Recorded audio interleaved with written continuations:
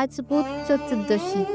ঠাকুমা বলতেন আজকের দিনে 14 শাক খেতে এবং 14টি প্রদীপ জ্বালাতে।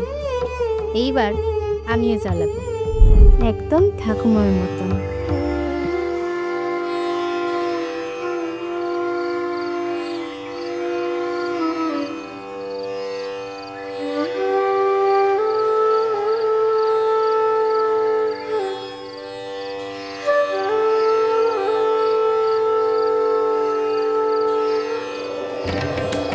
তো বাতাস এলো কোথা থেকে?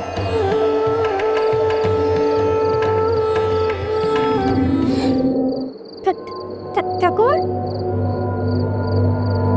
তো তুমি তো অনেক আগেই। মা চাচাস কেন?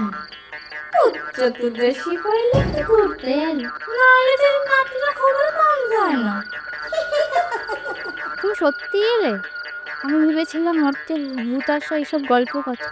না, গল্প কেন, বছরে একবার ওই সব ভূতেরা পারমিশন পায়।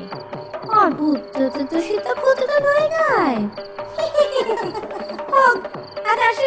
তাহলে পরের বার একটু আগে এসো, আমি চা বানিয়ে রাখবো। হ্যাঁ তা করিস খন, কিন্তু চিনি ছাড়া মরণের আগেই সুগার হয়েছিল। ঠাকুমা